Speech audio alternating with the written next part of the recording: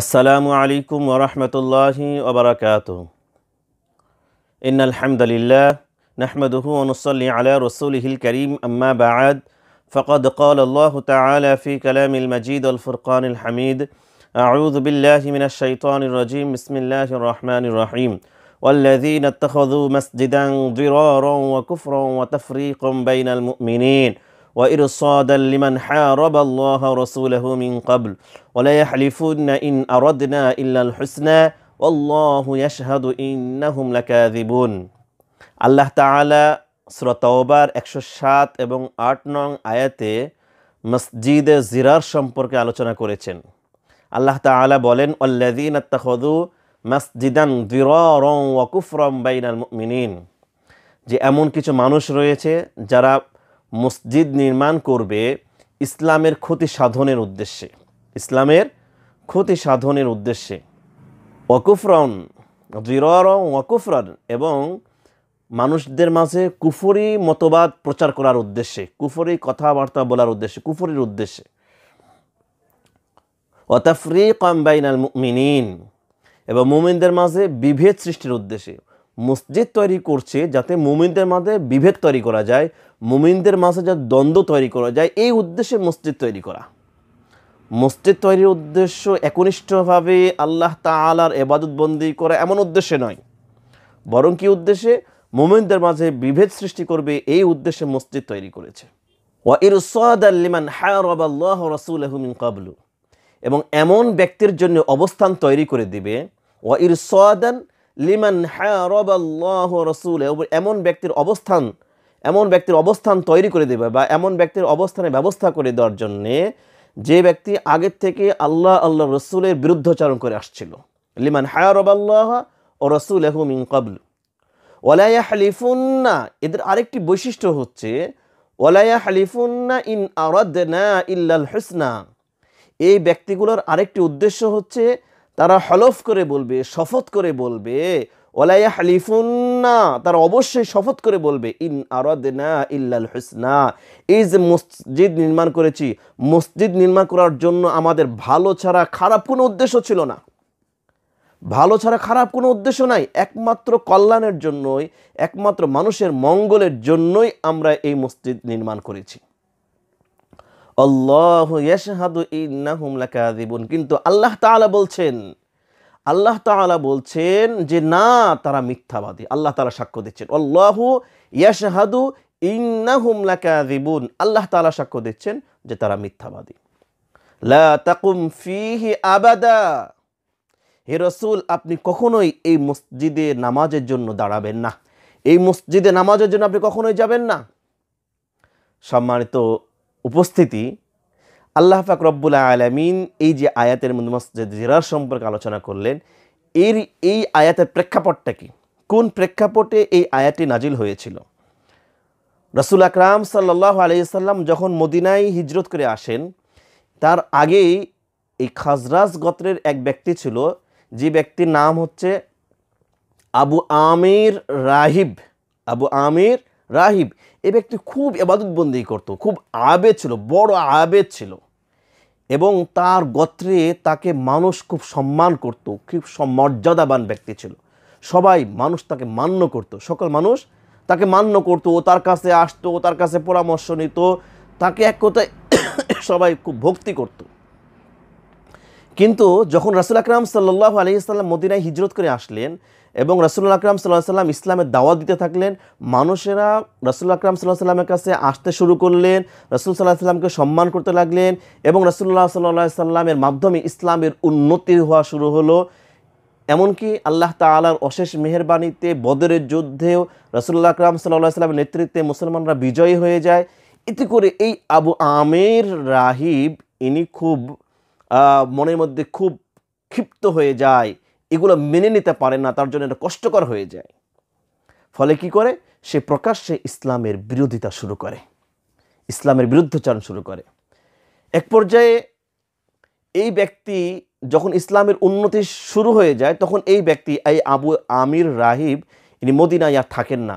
ইনি এত মনের মধ্যে হিংসা বিদ্বেষ লালন করছিল, মনের মধ্যে রাসূল আকরাম সাল্লাল্লাহু আলাইহি সাল্লামের ব্যাপারে এতই হিংসা বিদ্বেষ যে রাসূল সাল্লাল্লাহু আলাইহি সাল্লামের উন্নতি, রাসূল সাল্লাল্লাহু আলাইহি সাল্লামকে মানুষ সম্মান করছে, এটাতে সে সহ্য করতে পারছে না।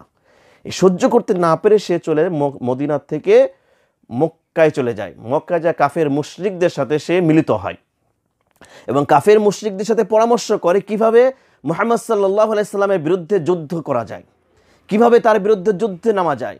এই যুদ্ধের প্রস্তুতি নিতে শুরু করলো। কাফের মুশরিকদের সাথে পরামর্শ করে সে উহুদ যুদ্ধের প্রস্তুতি নিতে শুরু করে। এই উহুদ যুদ্ধের প্রেক্ষাপটে উহুদ যুদ্ধের জন্য সে প্রস্তুতি গ্রহণ করে। এক পর্যায়ে যখন উহুদ যুদ্ধ অবতীর্ণ হয়, সে উহুদ যুদ্ধে কাফের মুশরিকদের সাথে রাসূল আকরাম সাল্লাল্লাহু আলাইহি সাল্লামের সাথে যুদ্ধ করতে চলে আসে।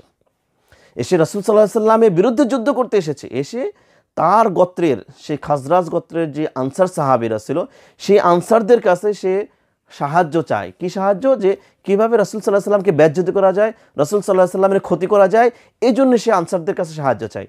তখন আনসার সাহাবীরা তাকে তিরস্কার করে, ভর্ৎসনা করে, গালাগালি করতে থাকে, এই নরাধম, এই পাপাচারী, এভাবে তাকে তুই ধ্বংস হয়ে যাবি, এভাবে আবু আমের রাহিবকে গালাগালি করতে থাকে বা তাকে বকাঝকা করতে থাকে। তখন এই আবু আমের রাহিব যখন স্বগোত্রের থেকে যখন সাহায্য সহযোগিতা পেল না, তখন সে কি করলো? সে আবার মক্কায় চলে যায়।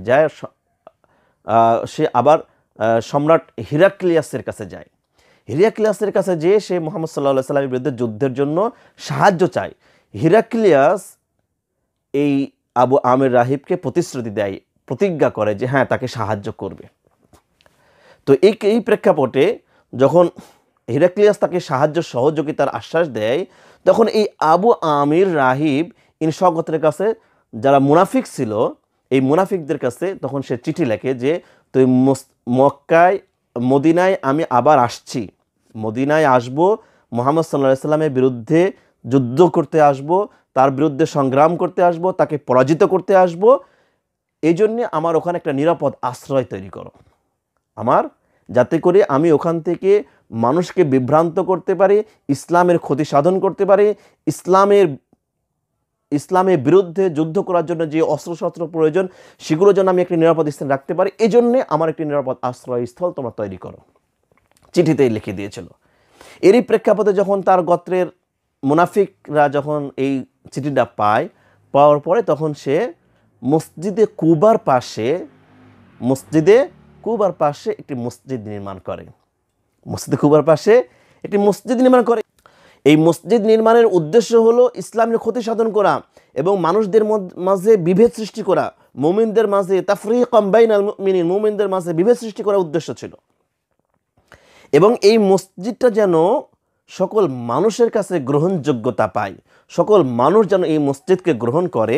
এই জন্যে এই মুনাফিকরা কি করলো? এই মুনাফিকরা রাসূল আকরাম সাল্লাল্লাহু আলাইহি সাল্লামের কাছে গেলেন, যাতে করে রাসূল সাল্লাল্লাহু আলাইহি সাল্লাম যাতে এই মসজিদের নামাজ পড়ে উদ্বোধন করে দিবে। রাসূল সাল্লাল্লাহু আলাইহি সাল্লাম যদি এই মসজিদে নামাজ পড়ে, তাহলে মানুষের কাছে এই মসজিদের গ্রহণযোগ্যতা বাড়বে, মানুষ মনে করবে যে না, এই মসজিদটা একটি কবুলিয়াতের মসজিদ, এটা মনে করবে। এই উদ্দেশ্যে রাসূল সাল্লাল্লাহু আলাইহি সাল্লাম কাছে তারা গিয়েছিলেন যে রাসূল সাল্লাল্লাহু আলাইহি সাল্লাম যেন এসে এই মসজিদে নামাজ পড়ে। কিন্তু রাসূল আকরাম সাল্লাল্লাহু আলাইহি সাল্লাম তখন তাবুক যুদ্ধের জন্য যাচ্ছেন, তাবুকের উদ্দেশ্যে রওনা হচ্ছিলেন। বলেন তার ঠিক আমি ওখান থেকে ফিরে আসি, তারপরে আমি আল্লাহ চাহেন তো আমি দেখা যাবে। তো এর মধ্যে আল্লাহ তাআলা তাকে জানিয়ে এই আয়াত নাজিল করে দিলেন, আল্লাযীনা ইত্তাখাযু মাসজিদান দিরারা ওয়া কুফরান ওয়া তাফরীকান বিল মুমিনিন।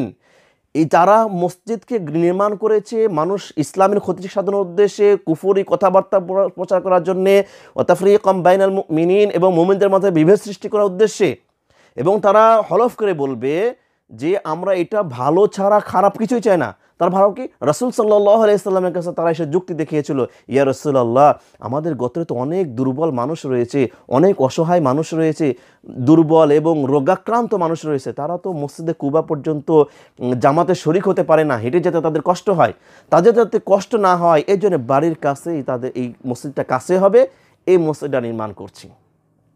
তো এই উদ্দেশ্য তো আমাদের ভালো উদ্দেশ্য, আমরা হলফ করে সত্যি আমি কসম করে বলছে যে আমরা কসম করে বলছি আমরা এই উদ্দেশ্যে যে এই রোগাক্রান্ত অসহায় অসুস্থ মানুষরা যেন, দুর্বল মানুষরা যেন এখানে নামাজ পড়তে পারে, শীতের দিনে ঠান্ডার কষ্টে মসজিদে কুবা পর্যন্ত যেতে যাদের কষ্ট হয়, তারা জন্য এখানে কাছে এই মসজিদে জেরার, এই মসজিদে তারা নামাজ পড়তে পারে, এই উদ্দেশ্যেই মসজিদ তৈরি করা। এই যে ওয়ালা ইয়াহলিফুনা ইন্না আরাদনা ইলাল হুসনা, তাদের একটি বৈশিষ্ট্য হচ্ছে, মসজিদে জিরার যারা প্রতিষ্ঠা করে তাদের একটা বৈশিষ্ট্য হচ্ছে তারা হলফ করে বলবে, কসম করে বলবে, শপথ করে বলবে যে আমি এই মসজিদ ভালো ছাড়া কোনো মন্দ উদ্দেশ্যে, খারাপ উদ্দেশ্যে মসজিদ তৈরি করি নাই। শপথ করে বলছি আমি ভালো ছাড়া খারাপ কিছুই চাই না।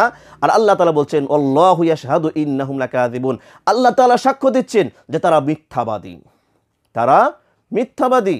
লা তাকুম ফিহি আবাদা, হে রাসূল আপনি ওই মসজিদে যাবেন না, ওই মসজিদে নামাজের জন্য আপনি দণ্ডায়মান হবেন না। লা তাকুম ফিহি আবাদান, কখনোই যাবেন না। লামাসজিদুন উসসিসা আলা তাকওয়া মিন আউয়াল ইয়াউমিন আহাক্কু আন তাকুমা ফিহি রিজালুন ইউহিব্বুনা আন ইয়াতাতাহহারু আল্লাহু ইউহিব্বুল মুত্তাহহিরিন। তবে যেই মসজিদটি প্রথম দিন নির্মাণের প্রথম দিনে তাকওয়ার উপর নির্মিত হয়েছে, লামাসজিদুন উসসিসা আলা তাকওয়া মিন আউয়াল ইয়াউমিন আহাক্কু আন তাকুমা ফিহি, যে মসজিদটি প্রথম দিনে তাকওয়ার উপর নির্মিত হয়েছে, প্রথম দিন তাকওয়ার উপর ভিত্তি করে মসজিদ নির্মিত হয়েছে, ওই মসজিদে আপনি দণ্ডায়মান হবেন, ওই মসজিদে আপনি নামাজ পড়বেন। ফিহি রিজালুন ইউহিব্বুনা আন ইয়াতাতাহহারু, ওই মসজিদে এমন কিছু মানুষকে পাবেন যারা পবিত্রতা, উত্তমভাবে পবিত্র হতে পছন্দ করে। ইউহিব্বুনা আন ইয়াতাতাহহারু, উত্তম রূপে পবিত্র হতে পছন্দ করে। আল্লাহু ইউহিব্বুল মুত্তাহহিরিন, আর আল্লাহ তাআলা পবিত্রতা অর্জনকারীকে পছন্দ করেন। এই ছিল সূরা তাওবার 107 এবং 8 নং আয়াতের সংক্ষিপ্ত অনুবাদ এবং শানে নুজুল। এর তাফসির করতে গেলে অনেক সময়ের প্রয়োজন রয়েছে, ব্যাখ্যা বিশ্লেষণ অনেক প্রয়োজন রয়েছে। আমি আমার কথা দীর্ঘ করতে চাচ্ছি না। আল্লাহ পাক রব্বুল আলামিন আমাদেরকে মসজিদে জিরার এবং মসজিদে তাকওয়া সম্পর্কে বুঝার তৌফিক দান করেন। ওয়া আখিরু দাওয়ানা আনিল হামদুলিল্লাহি রাব্বিল আলামিন।